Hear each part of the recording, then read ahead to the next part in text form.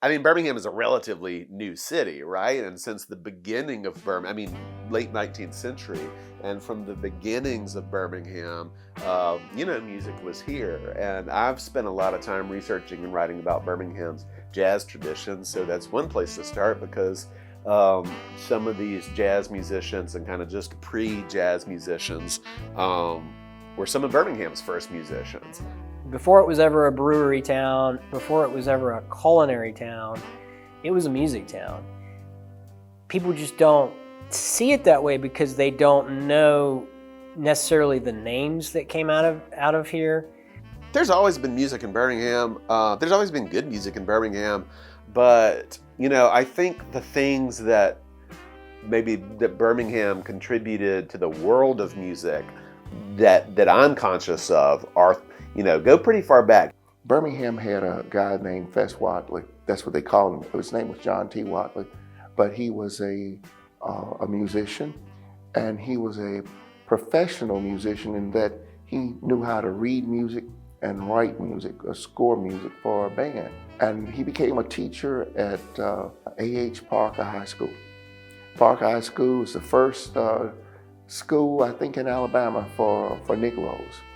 And he was one of the band directors. The Negroes would go to that school, and they would learn all types of things, and music was one of them. Fess Watley was one who taught his students to read music, which was different. Fess Watley was hired as a printing instructor at that school. But when he showed up in 1917, he introduced the idea that music could be an industrial discipline. It was something that could be taught, students could be taught to do with their hands. They could learn to play a horn or drums or whatever it was that would ensure them employment after graduation. And so Fess Watley built this musical training program that for decades sent these musicians out into the world. And so in the era of Duke Ellington and Count Basie and Cab Calloway and Ella Fitzgerald and Billie Holiday and all these kind of legends that we know their names, all of those artists have Birmingham musicians in their bands. I told my dad years ago, Birmingham ought to be known as the capital of jazz. You've got other places where they're jazz and they talk about jazz, but this is where they spread out. They went everywhere, and they influenced other musicians. Miles Davis has a connection with us. So jazz is one thing, but then there's a gospel quartet tradition that grew up, parallel to that. So there's a lot of places, and we can talk about that, but there's a lot of places where you could start the history of music in Birmingham.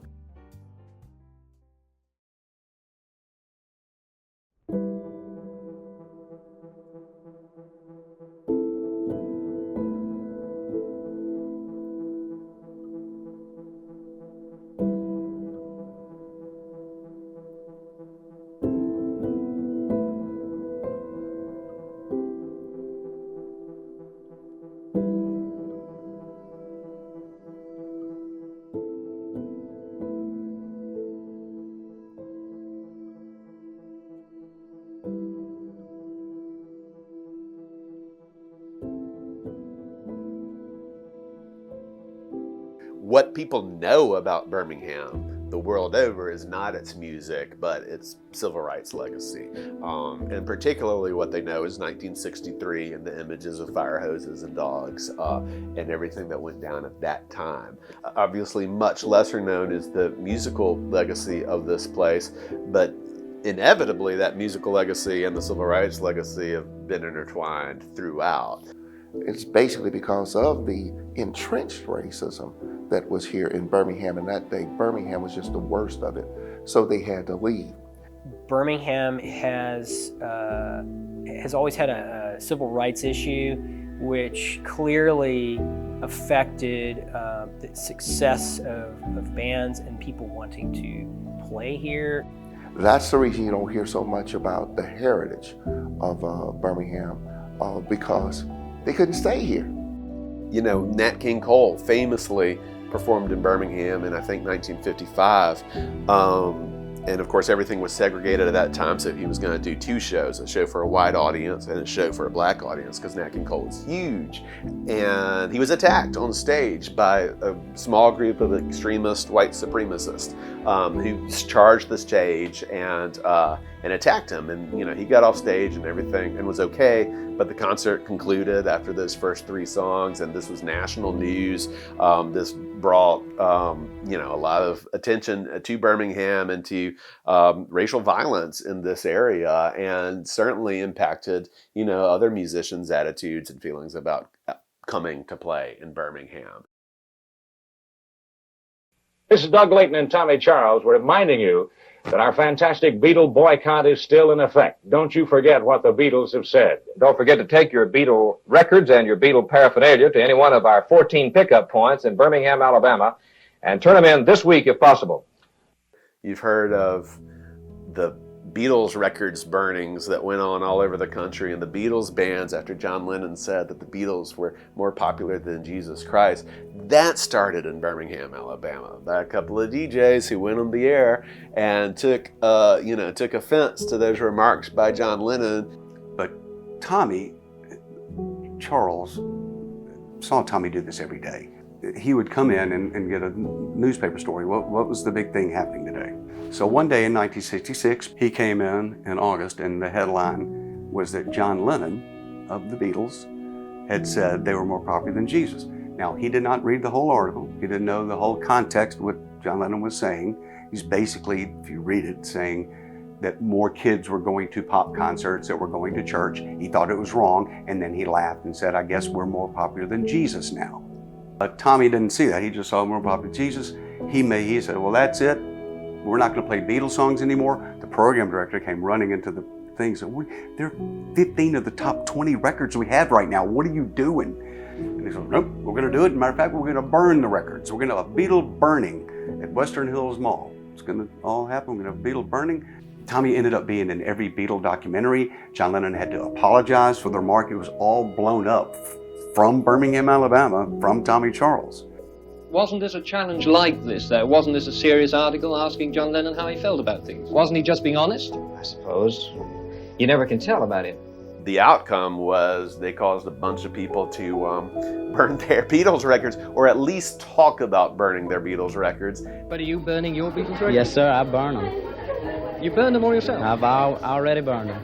And again brought a lot of negative attention to Birmingham. So the city has not always been hospitable to certainly to rock and roll, certainly to any kind of music that is seen as being racially mixed in any kind of way, or that might encourage a mixing of the races, either musically or interpersonally. John Lennon, there's an interview with John after the Beatles broke up, and he said the Beatles really started breaking up when they quit touring.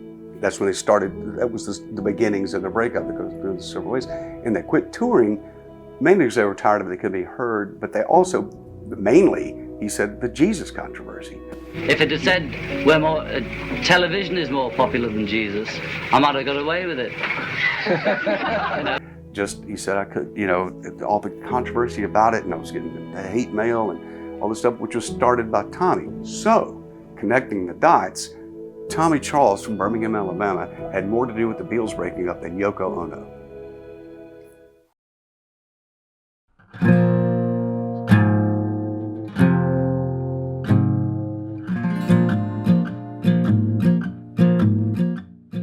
One of the things that happened in the 70s is that Birmingham had a huge kind of club scene.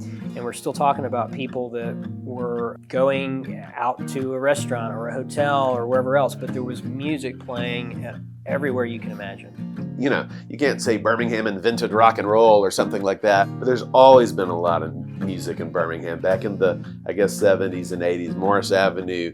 Years ago, that was venue after venue after venue, nightclub after nightclub after nightclub. And, you know, musicians can make a living full time. You know, whether they went out into the world and became famous or not is a whole other question, but you could make a good living as a musician with good audiences right here in town. So Birmingham has had its sort of own musical ecosystem here through the years. You know, but it was a golden age, and we would have, you know, playing a place called Louie Louie's in town. Played the Nick. I played them all, but Louie's was kind of our home club for a minute, and just have the place was packed and have a line out the door. People actually coming to see live music. You know, made a living doing that as a young man. I do remember at Louie's one time going through there after we sound checked or whatever, and seeing my Rickenbacker guitar laying up against my Vox amp and think, I make a living with this. This is the coolest. I've got to remember that this is the coolest thing anybody could ever do, ever. My dad put this organization together in the late 70s. He had been going around just talking to people, talking about jazz in Birmingham. He spoke with Richard Arrington. He had known Richard Arrington before he became mayor of Birmingham, and he had shared with him some of the history. My father would share the history of Birmingham at jazz with everybody he knew.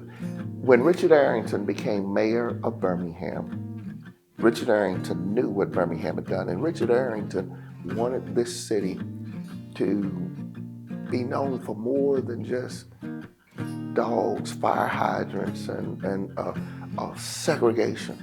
He wanted the city to be known for the undercurrent of what was there that would have made it a great city. And some great musicians in this town. As a matter of fact, when I was in Nashville and I had my writer's deal, they were putting me with all these heavy hitter writers, people who had written these, you know, platinum records.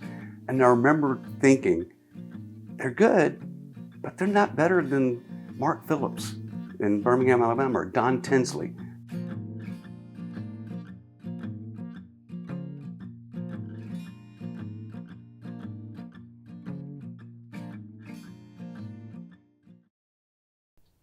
James Goodman, lead singer, songwriter. Again, thank you all for coming out. You know, there's only so many people that go out to rock shows or any other type of shows, especially like local bands. Whereas, you know, in Nashville or like New York or something, you have people traveling there. They're like their travel destinations. So you have instead of like the same local people being there, you'll have people coming from out of town all the time. So there'll be a bunch of different people. I think that's the big difference. It's really a strange thing. While Muscle Shoals, there's a lot of luck involved in everything, I know, but especially in music. I mean, why Muscle Shoals and not Birmingham? You know, were the players better? No, they're legendary now. They're great, but we had, Boutwell Studios had a session band there that I would put them up with the Swampers any day. Why does some kind of music grow up in this place versus this other kind of music in this place? What makes Muscle Shoals, Alabama, a place that would spring up this whole music tradition that's unique? Or Sumter County, Alabama, where there's this deep African-American vocal music tradition, or historically there was there. And so just jumping ahead, when I moved to Birmingham, that was still something that interested me, and you know, what made the music of this place distinctive and unique and important. I think what happened was that Birmingham had all this talent. It fostered a lot of talent. It just didn't have the industry, didn't have record labels and booking agencies that could really harness that talent and make it explode onto the world stage. I think what my theory is, Muscle Shoals was a dry county. So bands like the Stones would come to there and they couldn't get in too much trouble, which they could get in Birmingham, Alabama. You know, that You could go to a bar and stay out all night and find, the wrong thing. Muscle Shoals it was nothing else to do there except record. So that's my theory, and I'm sticking to it. I think that Nashville and New Orleans and Atlanta have identified a genre that they brand themselves with.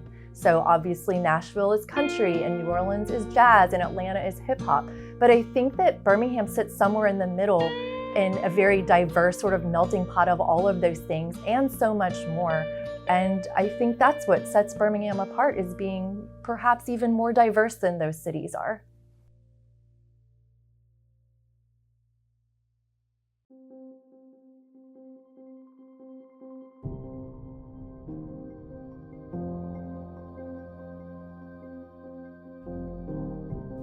So Birmingham's strong suit is that it has a ton of really talented individual performers. And a lot of those individual performers are playing in reputable bands that people know all over the world. So when you were building these different units for the different tours and bands and across these years, how much talent are you pulling from Birmingham, if not Birmingham, where else? Quite honestly, most of it is from Birmingham, which is amazing because it's a lot of people. It takes a lot, and it takes a lot of real, I started this, so I'm still in it, but I'm usually the weakest member of it. So we do look around, but 85%, I would say, of the band is from Birmingham, Alabama, which says a lot. We're able to be a genre-bending brand as far as our city goes.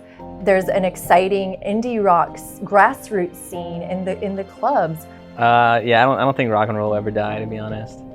I think it might have times where it puts its head down for a little bit, but it's only a matter of time before it comes back. We want everybody to perform in Birmingham. A lot of times it's not just who we want, it's about if they want to be in Birmingham as well, and if they can make the amount of money they need to make to play in the market.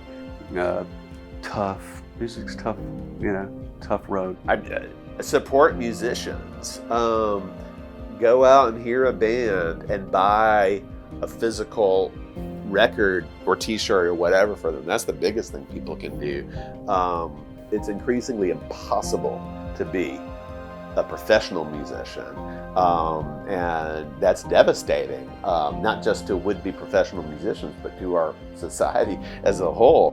People that come to live entertainment events in Birmingham are diverse, and they are deeply passionate and connected to the music and the entire experience. I worked in New York City for 16 years, so I know what a dispassionate live entertainment crowd looks like, and Birmingham is the complete opposite of that. Because Birmingham is sort of like a small but big town. A lot of the people you see all the time, so you form really good relationships with, and there's definitely like a community, and I love that. So, building on this foundation of music history that we have, that's the first thing, but then that also highlights the ongoing music that we have today. And we do have great venues, and we have tons of great artists in this city, active today. So it is a smaller town than, Nashville or something, but that's also part of what makes it nice, is that you feel like you belong to a community. Birmingham's an underrated, city that's never really, there's some bands that have come out of Birmingham, but not as many as should have, quite honestly. Let Birmingham be a place of unity, not a place of segregation and division. Let it be recognized that we can bring people together, not separate them.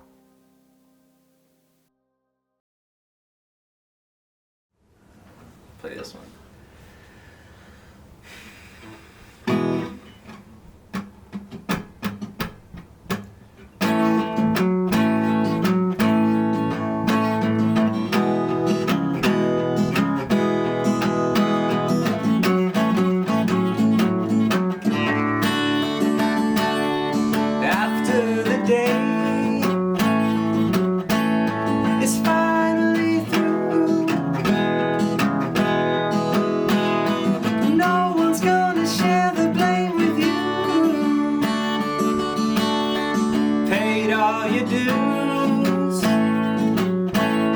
to make it through